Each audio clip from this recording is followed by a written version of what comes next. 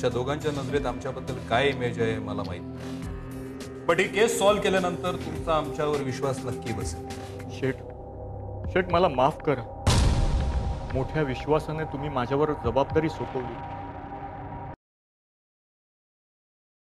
नमस्कार, मी तेजा देवकर क्राईमच्या आजच्या या भागात तुमच्या सगळ्यांचं स्वागत करते. काल आपण बघितलं 1 करोड रुपयांच्या हिऱ्यांची चोरी झाली. पोलिसांना तक्रार गेली. गोट्या नावाच्या एका इसमास संशयित म्हणून पकडलं गेलं, पण नंतर कळलं की गोट्या हा निरपराध होता. चोरांचा अजूनही पत्ता नव्हता. चोरीला 1 आठवडा झाला होता. इन्स्पेक्टर पाटील यांना आपल्या अपयशावर राग येत होता. खरंच 1 करोड रुपयांच्या हिऱ्यांवर कोणी हात मारला. वेळ जाऊ लागली तशी केसही थंड पडू लागली. हताश नितीन घरी आला.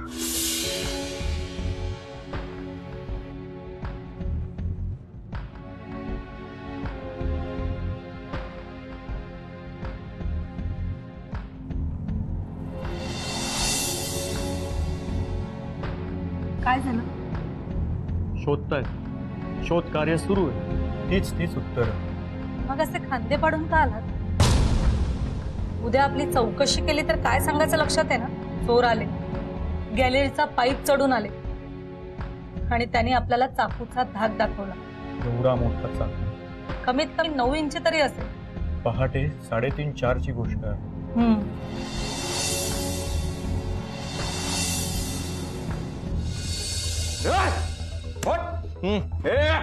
अरे कोण आहे बाबा? कोण असो?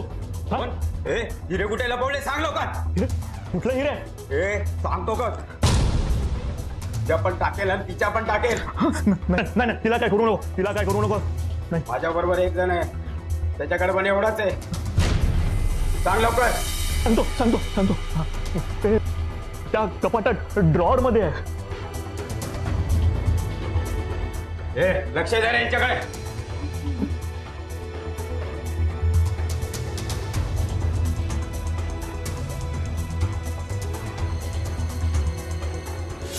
आपल्याला मारलं, धमकावलं, हिऱ्यांची चोरी, यातला एकही मुद्दा सुटलेला नाहीये ना?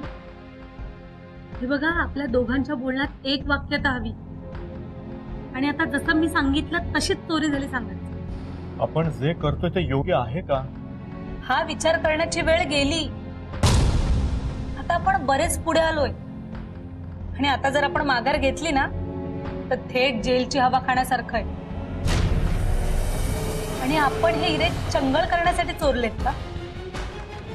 जेव्हा आपल्या राजूला डॉक्टर बनण्यासाठी पैसे लागतील तेव्हा हेच हिरे उपयोगी येतील. उद्या तुम्ही स्वतःची गाडी घेऊ शकाल, लोकांची गुलामी सोडून स्वतःचा बिझनेस स्टार्ट करू शकाल. हे लक्षात कधी येईल तुमच्या? अहो नितीन, 1 करोड म्हणजे एकावर 7 शून्य. आकडा किती मोठा लक्षात आहे ना? कधी ना कधी पकडले जाऊ. कसं? हिरे चोरीला गेले ती कंप्लेंट आपण केली. अहो चोर कधी कंप्लेंट करतो का? पण आपण केली. आता तुम्ही सुद्धा पोलीस स्टेशनला जायच्या चक्रा कमी करा. पोलीस जग शोधतील आणि मुळात चोरच अस्तित्वात नाहीये तर चोर सापडेलच कसा? कालांतराने पोलीसच कंटाळते, स्वतःच फाईल बंद करते. 2-3 वर्षाने तू त्या हिऱ्यांचं डील कर. तुझ्या या नोकरीतून ज्या ओळखी झाल्या तो उपयोगी कधी येणार? तेरी बिचू मेरी बिचू. चेहऱ्यावर काही दाखवायचं नाही. तू फार क्राईम शो पाहायला लागली. त्यामुळे खेळ कसा खेळायचा ते कळलं. पण शेवट पाहत नाहीस वाटतं. शारदा धोका आहे. No pain no game. Sharada. एक जुगार. पती माझा करोडपती. शारदा. करोडपती. शारदा. करोडपती.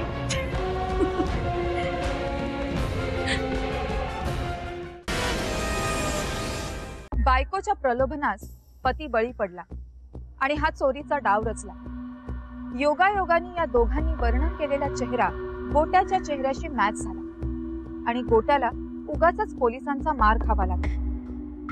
गोट्यानंतर अनेक जण गालावर व्रण असलेले धरून सोडण्यात आले. या केसचा पेच काही सुटत नव्हता आणि इन्स्पेक्टर पाटील काही मागे हटत नव्हते. सर, अजून तुम्ही त्या केसमधून बाहेर नाही पडले? नाही. का माहित का?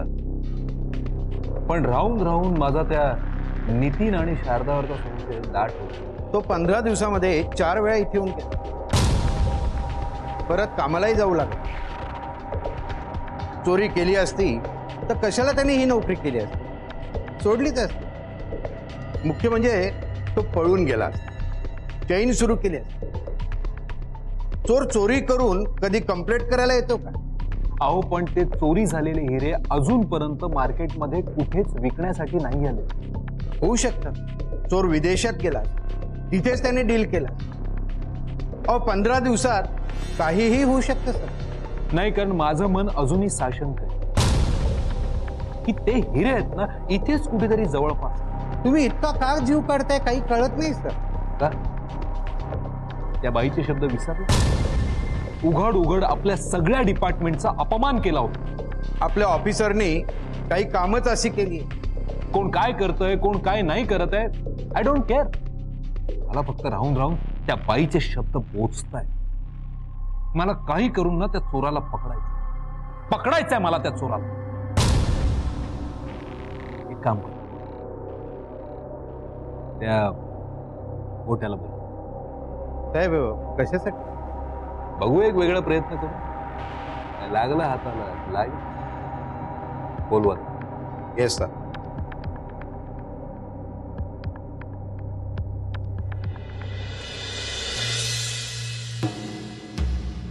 शेट, तुम्ही बोलवलं मला?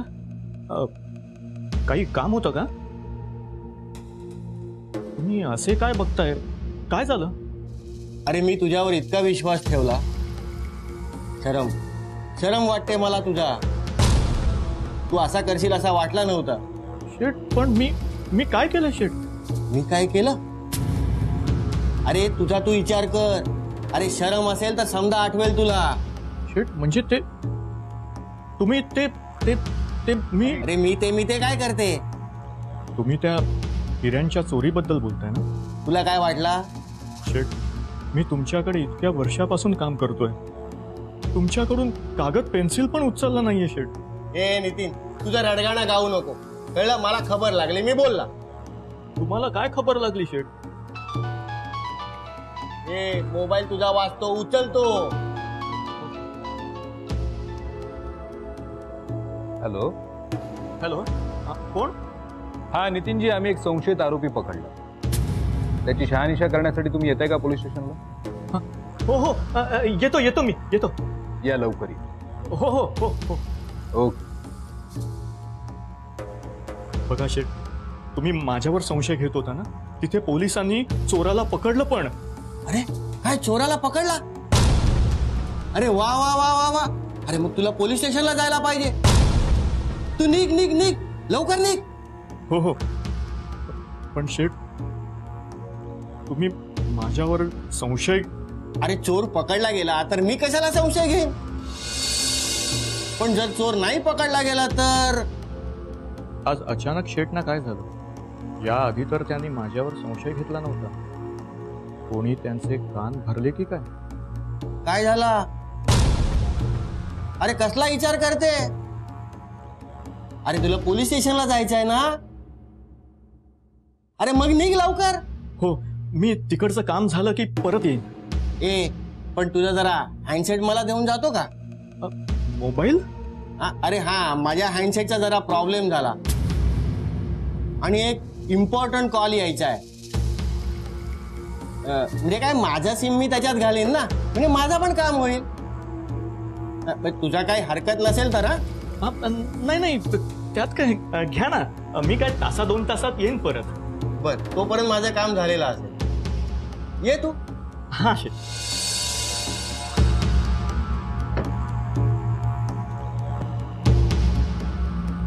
इथून गेलाय तो. जास्त त्रास नका देऊ, माणूस चांगला आहे. या मॅडम या.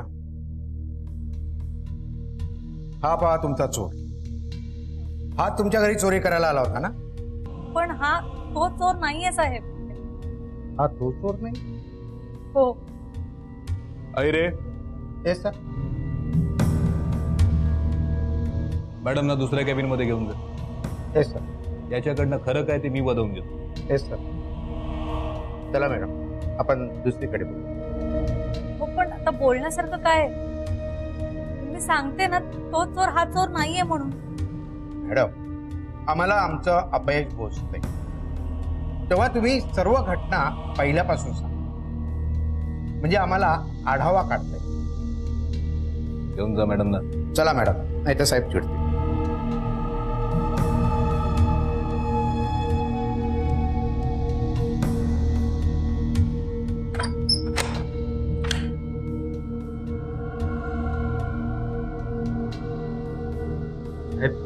मी काही नाही केलं हो साहेब. काही नाही केलं. आता मी काय सांगतो ते तू नीट कर, कळलं? आणि सांगतो तसंच करायचं. आता मी तुला इथे बेदम चोपलंय आणि तू याच खुर्चीत बेशुद्ध पडलाय, असं करायचं. पण साहेब, हे समजा कशासाठी करायचं? सांगतो तेवढं कर, नाही तर खरोखर बेदम मारून बेशुद्ध पड. कळलं काय? अरे पडना. ऍक्टिंग बाकी चांगली करतं, फील्ड चुकीचं निवडलं. गोट्या भाई.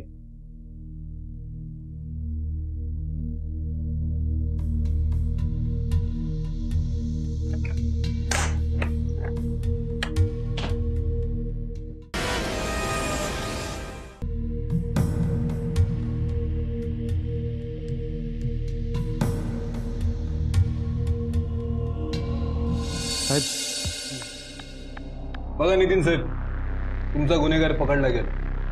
तुम्ही जे वर्णन या चित्रात केलं होतं हा तोच आहे, आणि मुख्य म्हणजे त्यांनी त्याचा गुन्हाही कबूल केलाय. आता कसं, एकदा तुम्ही खात्री पटवून दिलीत ना, म्हणजे मग आम्ही आमच्या पुढच्या कारवाईला सुरुवात करू. कसं? त्यांनी गुन्हा मान्य केला? त्याची अवस्था बघताय ना तुम्ही. आता मारलाय ना त्याला, बेशुद्ध पडलाय. गुन्हा लगेच कबूल केला. तुम्ही एक काम करा ना, तुमच्या मॅडमला इथे बोला. काय ना, त्यांची मेमरी तुमच्यापेक्षा खूप शार्प आहे. काहीतरी गडबड आहे. आजच शेठ माझ्यावर संशय घेत होता. माझा मोबाईल काढून घेतला. या इन्स्पेक्टरने चोर शोधून काढला. चोराने गुन्हा मान्य केला. इतके सगळे कोइन्सिडन्स एकाच दिवशी? गडबड आहे, काहीतरी गडबड आहे. काय झालं नितीन साहेब?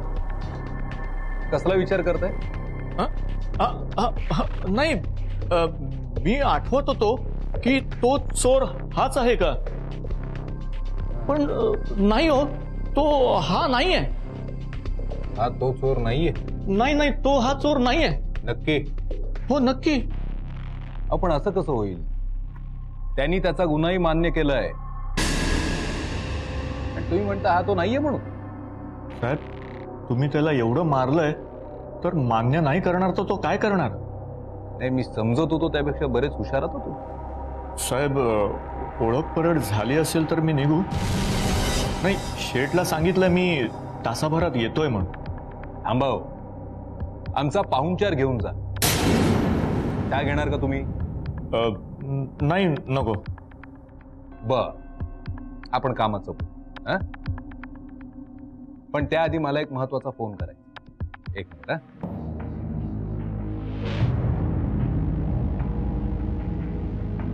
हॅलो. हां, येस सर. अरे, yes sir. Any progress? No progress. अजून मॅडमची चौकशी सुरू केलेली नाही मॅडम. नाही, मी सुद्धा इकडे नितीन साहेबांबरोबर बसलो. तर प्लीज मला डिस्टर्ब नका. कळलं सर. गुड. मी इथे शारदा मॅडमशी बोलतो आणि तुम्हाला कळू. बघा काही धागेदोरे सापडतायत का ते. Yes sir.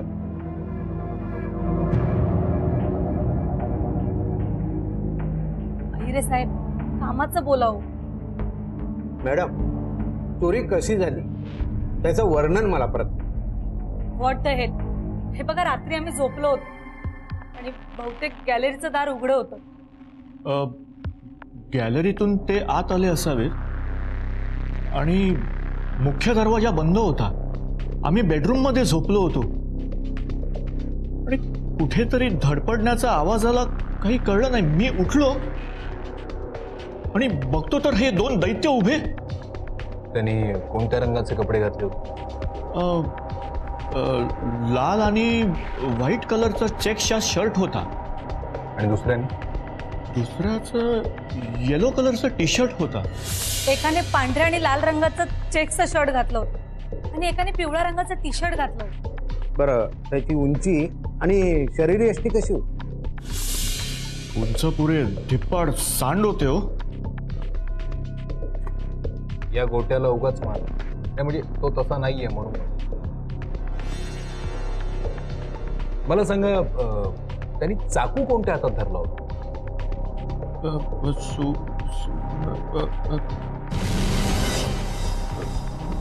नाही साहेब, नाही आठवत नाही हो.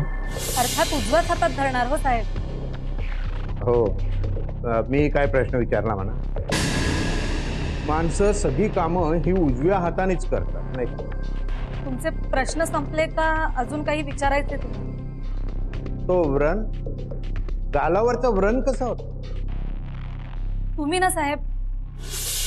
सांगा हो, काय आम्हाला चोर पकडायचं आहे. इथून इथपर्यंत. आणि त्यांनी चोरलेले हिरे किती हिरे होते? हिरे 20 होते. नक्की? हो, मी स्वतः मोजले होते. 25-30 असतील. म्हणजे मला नक्की माहित नाही, कारण मी मोजले नव्हते. ते हिरे हे तर नाही. बघा, नीट बघा.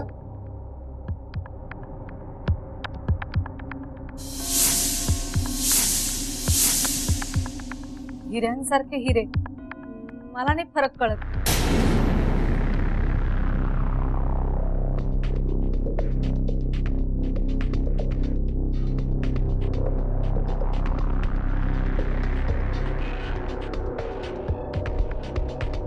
ते हिरे हे तर नाही.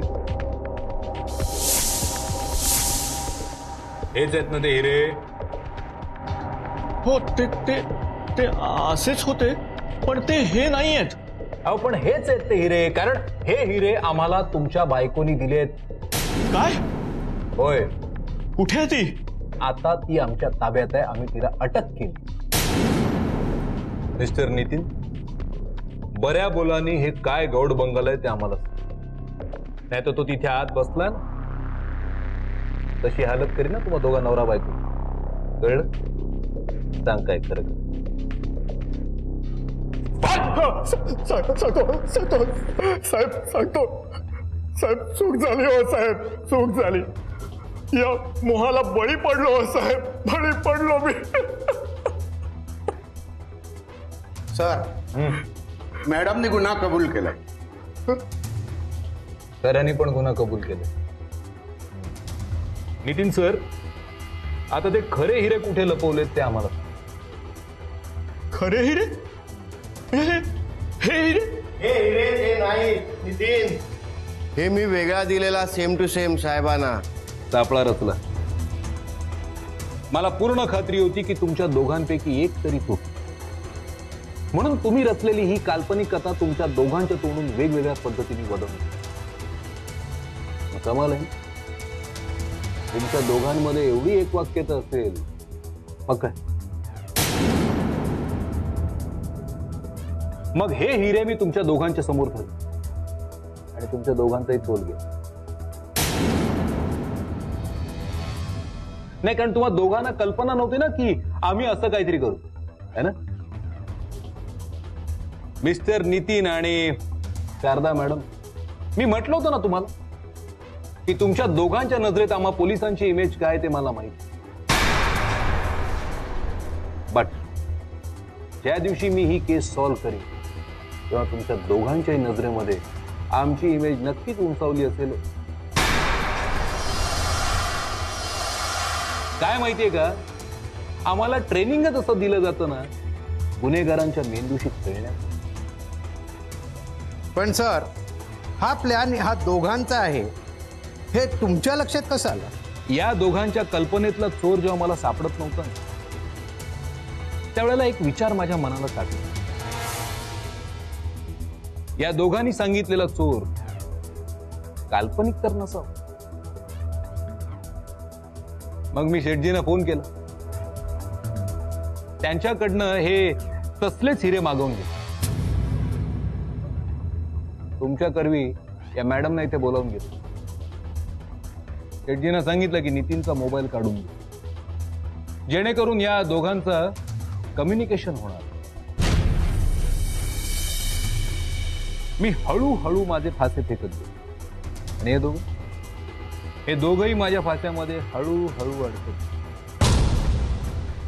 आता हे माझ्या फाश्यात पूर्णपणे अडकले.